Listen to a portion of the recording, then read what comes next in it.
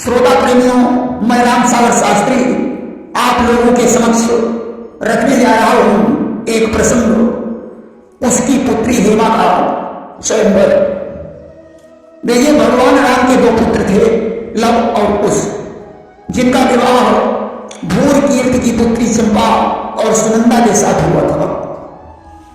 उसने अपना दूसरा विवाह नागकन्या कुंदावती के साथ किया था, जिससे अतिथि नामक पुत्र का जन्म हुआ। और इनकी पहली पत्नी सुनंदा ने हेमा नाम की पुत्री को जन्म दिया था। उसने देखा पुत्री विवाह के योग्य हो गई है कि विवाह योग्य कन्या ही अनुमानी, और उसने दियो स्वयंवर ठानी। उन्होंने आज अपनी पुत्री का स्वयंवर ठान दिया। समाचार सुनकर देवता, गंधर्व, किन्नर और ऋषि स्वयंवर में उपस्थित हो गए। देश देश के राजा स्वयंवर में आने लगे कि सुता स्वयंवर के लिए जुड़ी इस सभा महान, बैठे निज निज मंच पर कई सहस्र बलवान। कई हजार भूत स्वयंवर में अपने अपने मंचों पर बैठे।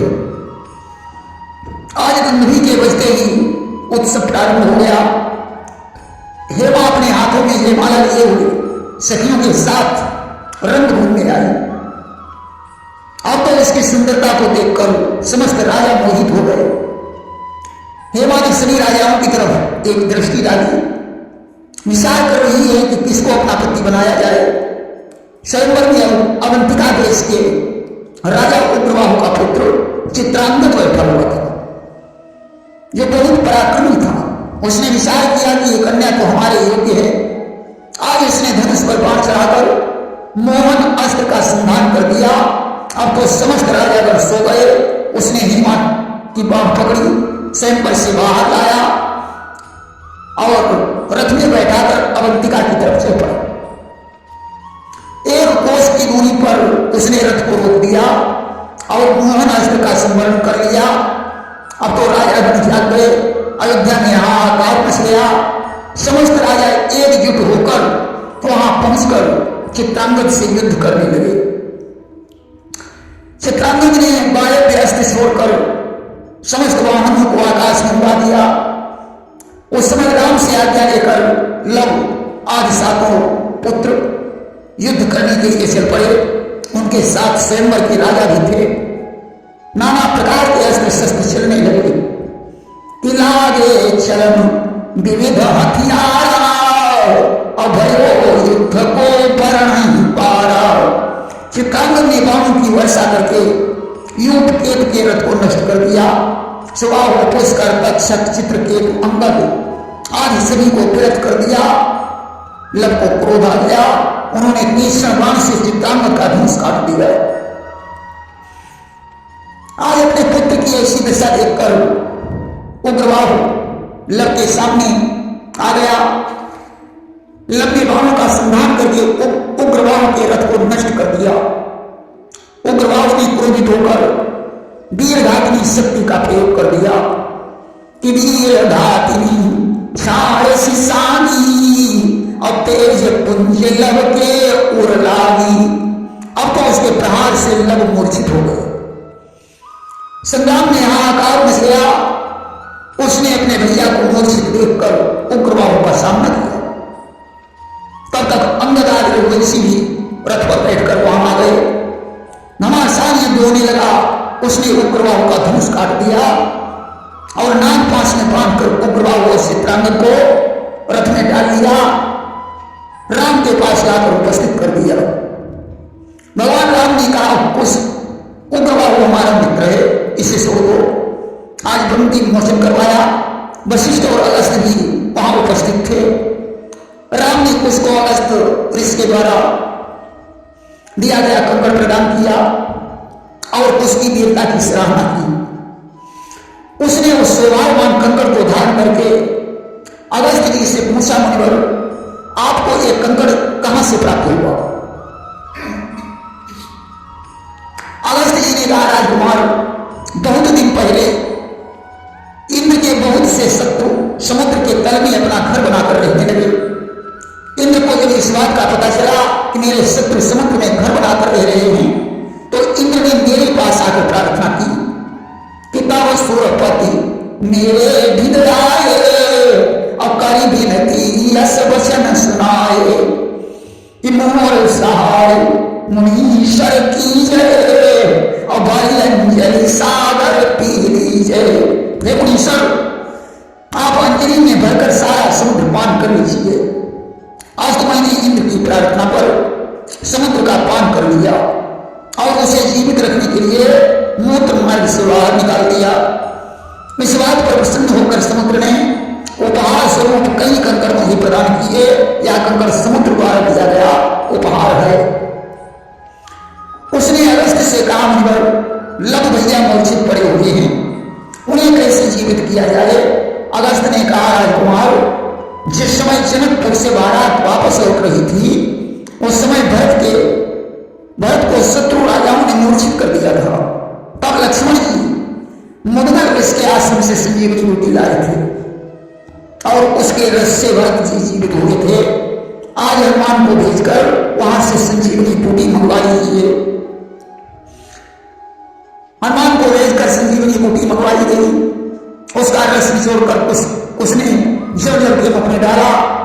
आज ने अपनी दोनों आंखें खोल दी। राम ने हनुमान को हृदय से लगा लिया। अब एक प्रश्न उठता है कि जब उदगल इसके आश्रम में संजीवनी बूटी मौजूद थी तो हनुमान जी द्रोणा के पर्वत पर बूटी लेने क्यों गए और उदगल के आश्रम में संजीवनी बूटी की लता कैसे उत्पन्न हो गई। देखिए, पहले गरुड़ जी अपनी माता को जीवित करने के लिए स्वर्ग से अमृत कलश लेकर उड़े। मुदगल के आश्रम में कलश से अमृत की एक बूंद छलक करके पड़ी, जहां संजीवनी बूटी की एक लता उत्पन्न हो गई। जामवंत को इस लता का कोई पता नहीं था, हनुमान जी भी नहीं जानते थे, इसलिए द्रोणागिरि पर्वत पर जाना पड़ा। आज राम ने लड़की वीरता पर प्रसन्न होकर उन्हें भी एक कंकड़ प्रदान किया। लवनी अगस्त जी से पूछा, मुनिवर आपको ये कंकड़ कहां से प्राप्त हुआ। अगस्त ने कहा, राजकुमार एक समय मैं दंडकारण्य के एक सरोवर में स्नान करने के लिए गया। स्नान करने के बाद मैं थोड़ी देर के लिए सरोवर के तट पर बैठ गया। अचानक स्वर्गलोक से एक विमान आया जिसमें एक पुरुष और सैकड़ों स्त्रियां थीं। उनके आते ही सरोवर से एक शव निकलकर किनारे पर आ लगा। पुरुष ने जाकर उस शव का भक्षण किया, जल पिया और विमान में बैठ गया। यह देखकर मैं उस पुरुष के पास पहुंचा और मुर्दा खाने का कारण पूछा। पुरुष ने कहा कि पूर्व काल में मैं विदर्भ देश के राजा वसुदेव का पुत्र था। मेरा नाम श्वेत और मेरे दूसरे भाई का नाम सूरत था। जब मुझे पिता का सिंहासन प्राप्त हुआ तो राज के मद में पड़कर मैंने कभी दान नहीं किया, रात दिन पाप ही करता रहा। मेरे कोई संतान भी नहीं हुई। वृद्धावस्था में मैंने अपने भाई को राज्य दे दिया और तपस्या करने चला गया। एक दिन मैं सरोवर में स्नान करने गया और वहीं डूबने से मेरी मृत्यु हो गई। मरकर जब मैं स्वर्ग में पहुंचा तो मैं भूख से तड़पता रहा, परंतु भोजन नहीं मिला। इंद्र ने कहा, जो मनुष्य पृथ्वी पर दान पुण्य करता है उसी को यह भोजन प्राप्त होता है। तुमने कभी दान पुण्य नहीं किया, इसलिए जाओ और भूख मिटाने के लिए अपने मृत शरीर का भक्षण करो, तुम्हारा शरीर बहुत दिनों तक सुरक्षित रहेगा। जब अगस्त जी काशी को छोड़कर दंडकारण्य में आएंगे तब तुम सरोवर में स्नान करके उन्हें कंकड़ दान कर देना और उस दान से तुम्हें स्वर्ग में भोजन मिलने लगेगा। इसलिए मैं रोज यहां आता हूं। अगस्त ने कहा कि मैं ही अगस्त हूं। पुरुष बोला, महाराज तो मेरा ये कंकड़ ले लीजिए ताकि मेरा उद्धार हो सके। कंकड़ का दान करके वह पुरुष विमान पर बैठकर स्वर्ग को चला गया। मैंने वही कंकड़ राम को दिया, राम ने वही कंकड़ तुम्हें प्रदान किया है। लवनी राम मुनिवर उस वन का नाम दंडकारण्य कैसे पड़ा। अगस्त ने कहा, राजकुमार राजा इक्ष्वाकु के एक पुत्र का नाम दंड था। दंड बहुत उद्दंड था, अन्यायी और दुराचारी था।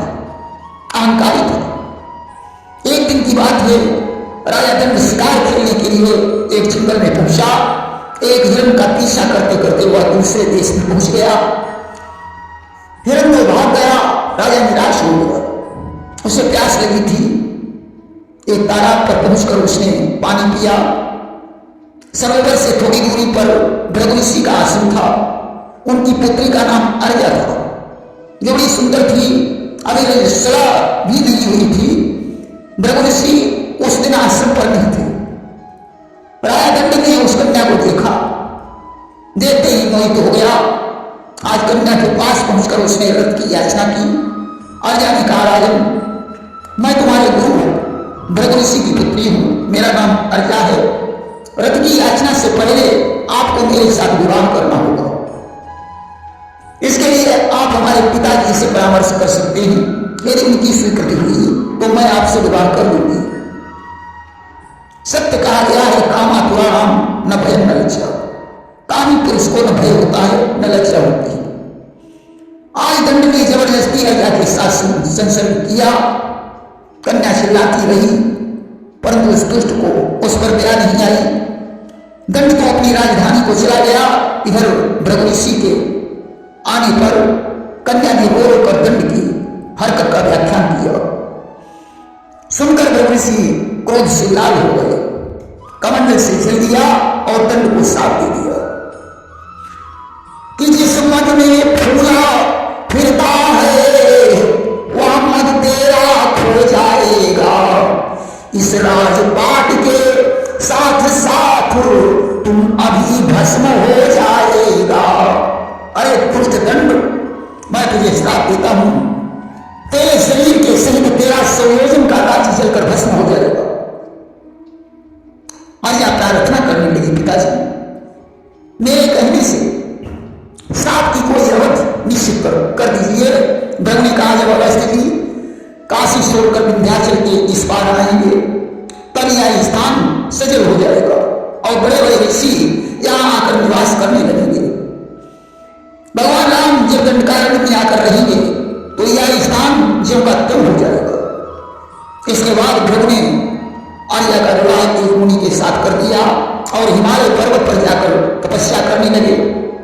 आज दंडकारण्य के बारे में लोगों इतिहास सुनाकर अगस्त्य जी शांत हो गए।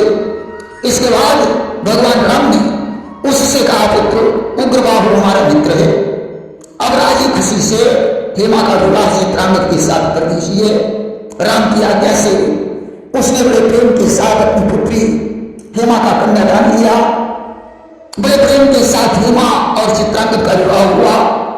दहेज में बहुत से हाथी घोड़े रख दिए, बड़े आदर के साथ विदा कर दिया। जितने राजागण सैन करने आए थे उन्हें भी भगवान राम ने साहस से विदा किया। समस्त राजागण अपने अपने देश को वापस चले गए। लेकिन जो कुछ होता है वह भगवान की इच्छा से होता है कि राम कियो चाही सही होई और करई अन्यथा असर नहीं कोई। भगवान जो करना चाहते हैं वही होता है, उसे मिटाने वाला कोई नहीं है। अस्त्र चित्रांगद और हेमा के विवाह में भी भगवान राम की इच्छा शामिल थी। प्रेम से वृंदावन बिहारी लाल की जय।